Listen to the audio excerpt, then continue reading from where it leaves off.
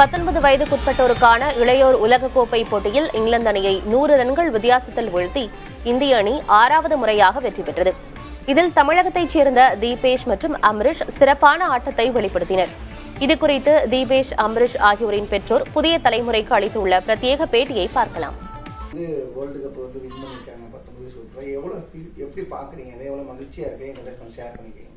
கண்டிப்பா சரியான மகிழ்ச்சி சார். அவன் ஃபோன் பண்ணியே சொன்னான். இப்போ அவன் ஜாஸ்தி ஃபோனே பண்ண மாட்டான். அவன் ஃபோன் பண்ணான். இப்போ மாதிரி வின் பண்ண பார்த்தேன்டா அப்படின்னு.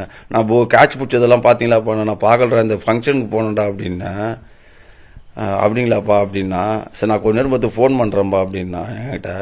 சரிடா அப்படின்னா, இப்போ அவங்களாம் பார்ட்டி பண்ணுற மாதிரி இருப்பாங்களே, எல்லாம் வின் பண்ண வேர்ல்டு கப் வந்து ரொம்ப நாள் கழிச்சு வின் பண்ணியிருக்கோம் நம்ம அண்டர்-19.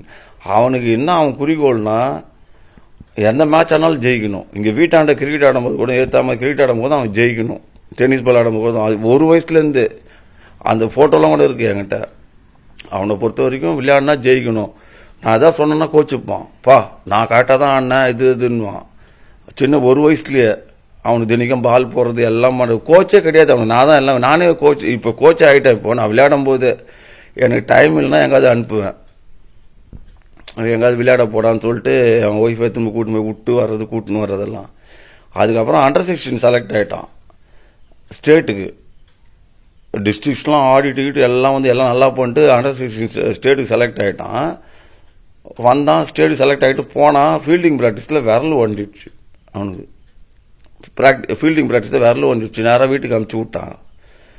நாங்கள் பண்ணாத வைத்தியம் கிடையாது. எல்லாருமே என்ன பண்ணுவாங்க, ட்ரீட்மெண்ட்லாம் நானே ஒரு 25 வருஷமாக கிரிக்கெட் லைனில் இருக்கேன் பார்த்தீங்களா இல்லையா. ஃபிசியோ கிட்ட கூட்டும் போனால் அவர் வந்து இந்த கம்பி கட்டணும், இது கட்டணும், அது கட்டணும்னாரு. அதெல்லாம் எதுவும் வேணாம், இப்போதைக்கு அந்த சும்மா இப்படி வச்சு ஒரு கட்டு போடுங்க அப்படின்னா கட்டு போட்டாங்க. அதுக்கப்புறம் நாங்கள் என்ன பண்ணது, இந்த எலும்பூட்டி இலைன்னு ஒன்று இருக்கும்ல, நான் திண்டிவனத்துக்கு அனுப்பிச்சு வர வச்சேன். அதை ஆளுங்க காசு கொடுத்து வர வச்சு வாய்க்கு சாப்பிட மாட்டேன்ட்டான்.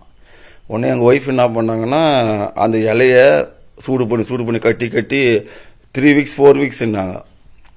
ஒரே வாரத்தில் சரியாயிடுச்சு அவனுக்கு. உடனே வாசுதேவ நான் ஒரு நாள் நான் வீட்டில் தான் சும்மா தான் இருக்கான்னு சொல்லிட்டு சினிமா கூட்டும் போனேன். அது என்ன சினிமாடா, காந்தாரா. இங்கே தான் கூட்டும் போனேன், அந்த ஏர்போர்ட்டுக்கு ஏற்ற பிவிஆருக்கு. வாசுதேவதாஸ் ஃபோன் பண்ணான் எனக்கு. எல்லாம் நாங்களாம் ஒன்னா கிரிக்கெட் ஆனதால ஃபோன் பண்ணான். என்ன எப்படி இருக்கான் தீபேஷ்னா, நீ அவங்ககிட்டே பேசுறான்னு அவங்ககிட்ட கொடுத்தேன். எப்படா இது வரலன்னா, வழியில் சார் அப்படின்னா நைட்டே ஃப்ளைட்டை போட்டு அனுப்பிச்சி விட்டாங்க. அங்கே போய் போனோம், நல்லா பண்ணான்.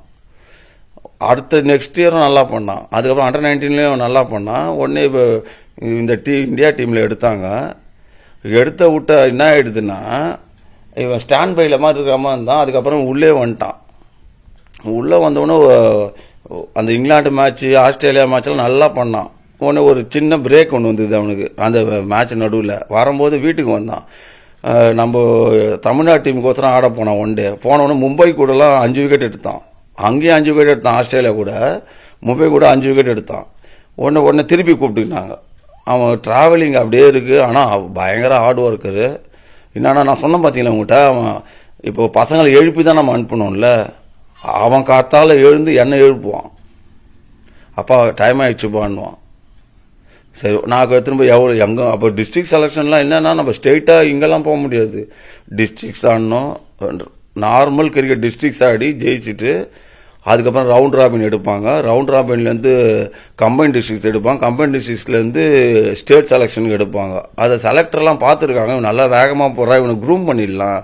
நான் அவங்ககிட்ட சொன்ன விஷயமே 11 வயசுலேருந்து நீ பேட்டிங் ஆடுவ எனக்கு தெரியும்டா. இப்போ 80 கப்பு வாங்கியிருக்க, 100 கப்பு வாங்கியிருக்கனா அதில் போலிங்கில் தான் நீ வேகமாக போகிற. பேட்டிங் ஆடி தான் இவ்வளோ கப்பு வாங்கியிருக்க. ஆனால் நீ போலிங் ஆல்ரவுண்டரா, அது மட்டும் கான்சன்ட்ரேஷன் பண்ணிக்கிட்டா. நான் போலிங் பயங்கர வேகமாக போடுவான். அப்போ சின்ன வயசுலேயே 12-13 வயசுலேயே அவன் போட்டானா கீப்பர் பிடிக்கவே மாட்டானுங்க. அந்த கையெல்லாம் வலிக்குதுன்னு இன்ஜுரி ஆகிடும், காலில் போட்டால் இன்ஜுரி ஆகிடும், பிடிக்கும். சின்ன பசங்க தானே அவனுக்குலாம். அப்படி இருந்தான். அதை சொல்லி அவனை கூட்டும் போய் விட்டேன். அண்டர்-16 2வது வருஷம் ஆடும்போது நல்லா பண்ணான். எங்கள் கோச் வந்து எனக்கு இந்தியா பொசிஷன் டீம் வந்து நம்ம டீம்ல எடுத்து எல்லா டீம்லையும் கூப்பிட்டாங்க. இந்தியா பொசிஷன் நம்ம கூப்பிட்டுக்கலாம்டா தேவான்னு சொல்லிட்டு அவர் சொன்னார், ஜாஃபர் ஆஷிகலின்ட்டு. இந்தியா பொசிஷன் நல்லா சப்போர்ட் பண்ணி அவனை பேட்டிங் இறக்கி விடுறது, போலிங் எல்லா நேரத்துலையும் போலிங் போடுறது. கெம்ப்ளாஸ் கூட ஒரு சரியான, கெம்ப்ளாஸில் ஐஐடி உள்ள இருக்கு பார்த்தீங்கன்னா சன்மார் டீமு, அங்கே ஒரு சரியான போலிங் போட்டான். டக்குன்னு 3 விக்கெட் எடுத்தான். நல்ல பேட்ஸ்மேன் எல்லாம். அவங்களாம் இந்தியா ஆடினவங்க, ரஞ்சி டிராஃபி ஆடுறவங்க. சின்ன பையன், அப்போ 16 வயசு தான். எடுத்தான் இப்போ வந்து வின் பண்ணிருக்காப்ல, எப்படி நீங்க எப்படி ஃபீல் பண்றீங்க? இப்போ எவ்வளவு ஹாப்பியா இருக்கா ஷேர் பண்ணுங்க. ரொம்ப ஹாப்பி சார். அது வந்து எப்படின்னா, ஒரு நார்மல் பேரண்ட்ஸ்னா புதுசா பாக்குறதுமோ தெரியும். நாங்களே வின் பண்ணிட்டு எனக்கு கல்யாணம் ஆகும்போது 1 லட்சம் ரூபாய் கடன் சார். எனக்கு நான் இந்த முஸ்தாக் அலி டிராஃபி வின் பண்ணும்போது எனக்கு 1 லட்சம் ரூபாய் டிஎன்சி கொடுத்தாங்க. நான் வீட்டுக்கு வரேன், அந்த 1 லட்சம் ரூபாய் எடுத்து அப்படியே கடன் அடிச்சிட்டேன். எங்க அம்மா இருந்தாங்க, இப்ப எங்க அம்மா இறந்துட்டாங்க. இப்பதான் நான் 3 மாசம் 4 மாசத்துக்கு முன்னாடி அந்த 1 லட்சம் ரூபாய் கடனை கொடுத்துட்டேன். இப்ப நம்ம கிரிக்கெட் சர்க்கிள் நம்மளுக்கு அது பெருசா தெரியல. ஆனா என் பையன் சொல்லும் போது எப்படி இருக்கும், நல்ல ஹாப்பி தான்.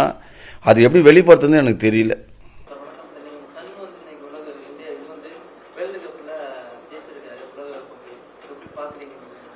ரொம்ப சந்தோஷமா இருக்குது. பெரிய ப்ரௌட் மூமெண்ட், ரொம்ப சந்தோஷமான தருணம் இது. ஏன்னா நானும் கிரிக்கெட்டர்னால ஒரு கிரிக்கெட் பிளேயராக எவ்வளோ அது பெரிய அச்சீவ்மெண்ட்ன்றது எனக்கு தெரியும். ஆஸ் எ ஃபாதராகவும் ரொம்ப ப்ரௌடாக இருக்கு. ரொம்ப சந்தோஷமான தருணம் இது மொத்த ஃபேமிலிக்குமே.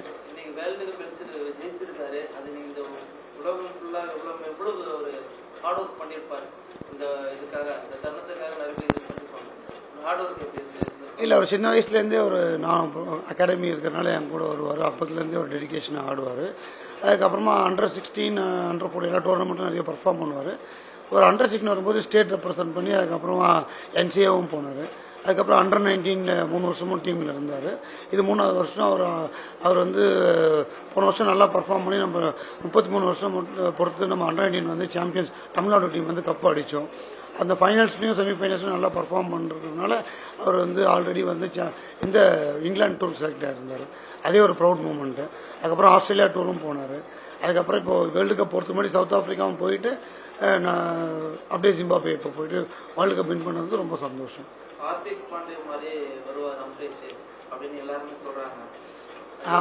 அவர் ஹார்திக் பாண்டியா ஒரு சிறந்த ஆல்ரவுண்டர். அவரை மாதிரி ஒரு ஐடியலாக வரணும்னு அவருக்கு பெரிய ஒரு என்ன சொல்றது, அவரோட அம்பரீஷ்க்கு வந்து அந்த பென் ஸ்டோக் ரொம்ப பிடிக்கும். அதே மாதிரி ஹார்திக் பாண்டியா ரொம்ப பிடிக்கும். ரொம்ப அக்ரெசிவா, ரொம்ப வந்து ஆல்ரவுண்டர்னா அக்ரெசிவ் ஆல்ரவுண்டர்ல அவங்க 2 பேர். அதனால அவரை ரொம்ப ஐடியலாக வச்சுட்டு இருக்காரு.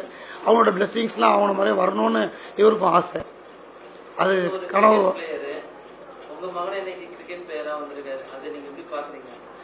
இல்லை, ஒரு சின்ன வயசுலேருந்தே அந்த ஸ்பார்க் தான். இப்போ நம்மளுக்கு தெரியும் இல்லையா, ஒரு பிளேயர் அகாடமிக்கு வந்து ஆடும்போது அந்த ஸ்பார்க் ஒரு சின்ன வயசுலேயே இருந்தது. அந்த மொமெண்டம் அப்படியே நாங்கள் வந்து எடுத்துன்னு போனோம், ப்ரொஃபஷனலாகவே ஆடுன்னு. அதுக்கான ஸ்கூலெல்லாம் மாற்றி அவருக்கு நீ ப்ரொஃபஷனலாகவே கிரிக்கெட் ஆடு, அதை பற்றி கவலைப்படாதுன்னு சொன்னதுனால அது அவருக்கு நல்ல சக்ஸஸ்ஃபுல்லாக போச்சு. ரொம்ப நன்றி. தேங்க்யூ. Thank you so much.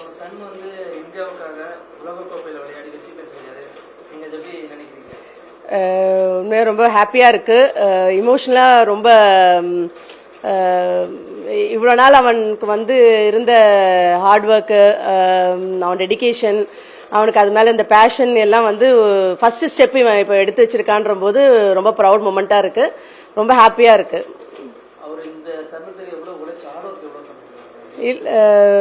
இப்போன்னு இல்லை, அவன் கிரிக்கெட் விளையாட ஸ்டார்ட் பண்ணதுலேருந்தே எப்போவுமே பேட்டும் பாலுமா தான் இருப்பான்.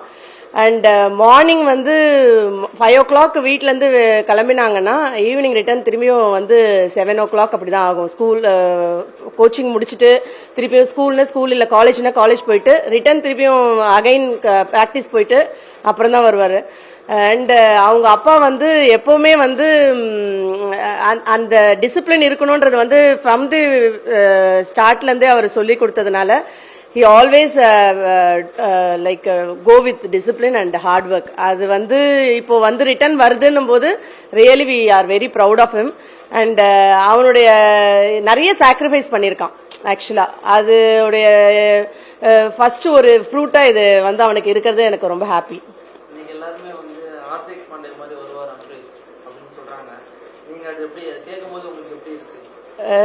இது வந்து கொஞ்சம் பேராசை தான் இருந்தாலும் வந்து அவர் மாதிரி இருக்காங்கன்னு சொல்லும் போது எங்களுக்கு ப்ரௌடா இருக்கு. அவருடைய பிளெஸிங்கும் இருந்ததுன்னா டெஃபினட்டா நெக்ஸ்ட் ஸ்டெப் அவனால வைக்க முடியும் அந்த இதுல. Of course is doing good both in bat and ball, ரெண்டுத்துலயுமே நல்லா பண்ணிட்டு இருக்கான். இன்னும் கொஞ்சம் வந்து இன்ஸ்ட்ரக்ஷன்ஸ் அவங்க அப்பா சொல்றதும் இல்ல கோச் சொல்றதெல்லாம் ஃபாலோ பண்ணிட்டு வந்தாங்கன்னா டெஃபினட்டா அதை ரீச் பண்றதுக்கு முடியும். அப்பா வந்து ஒரு கிரிக்கெட் பிளேயர். அவரோட சன்னை அவரும் அப்படியே இருக்கிறாரு. நீங்க அதை எப்படி பாக்குறீங்க? அவரோட மதர் அப்படின்னு இல்ல அதான் சொன்ன மாதிரி வந்து டெஃபினட்டா வந்து ஃபர்ஸ்ட் டைம் பேட் எடுக்கும் போதே நாங்க வந்து கொஞ்சம் பயந்தோம். ஏன்னா எடுக்கும் போதே அவன் வந்து அவங்க அப்பாவுடைய பேட்டு தான் லிஃப்ட் பண்ணான் முதல்ல எடுத்த உடனே. பாலுமே வந்து அவன் எடுக்கும் போதே வந்து அந்த சீம் அந்த இது வந்து கரெக்டா பிடிச்சான்னு சொல்லிட்டு அவங்க அப்பா சொல்லுவாரு. ஸோ அதோடைய கண்டினியூட்டி கண்டிப்பா இருக்கு, அதோட ஜெனட்டிக்கும் கண்டிப்பா இருக்கு. அவர் அச்சீவ் பண்ண முடியாத ஒரு விஷயத்த வந்து ஃபர்ஸ்ட் ஸ்டெப்பா இவன் அச்சீவ் பண்ணும்போது டெஃபினட்டா எங்களுக்கு இது ஒரு happy moment. And by God grace கண்டிப்பா வந்து நெக்ஸ்ட் லெவலுக்கு போகணும். அதுக்கு எல்லாருடைய பிளெஸிங்கும் பிரேயர்ஸும் இருக்கும்.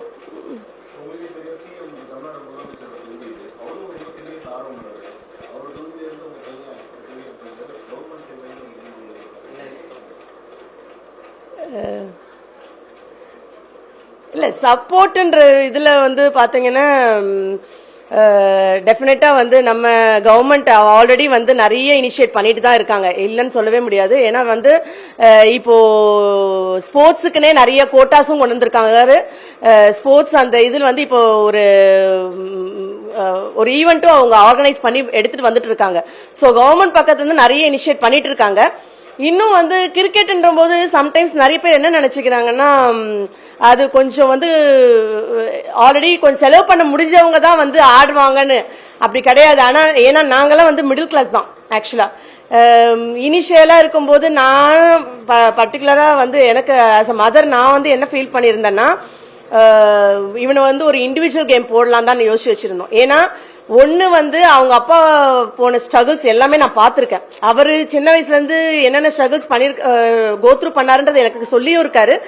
அவர் கோத்ரூ பண்ண ஸ்ட்ரகிள்ஸ் நான் பார்த்தும் இருக்கேன். சோ அந்த ஒரு டீம் கேம் அவனுக்கு வந்து இருந்தா என்ன ஆகுன்ற ஒரு பயம் இருந்தது. இன்னொரு விஷயம் என்ன மேஜரா எங்களுக்கு இருந்ததுன்னா அதுக்கு நிறைய ஸ்பெண்ட் பண்ண வேண்டியது இருக்கு. ஏன்னா அவன் ஒவ்வொரு மேட்சுமே காலையில இங்க இருந்து 5 o'clock ஆட்டோ எடுத்தான்னா எல்லாமே அவுட் ஆஃப் த சிட்டி தான். எந்த ஒரு கிரவுண்டுமே உள்ள மேட்சே நடக்காது. அதுக்கு எல்லாத்துக்குமே வந்து இப்போ 2 and 4 வந்து ஒரு நாளைக்கு 1800 rupees ஆயிடும் அவங்களுக்கு ஆட்டோ ஃபேர்.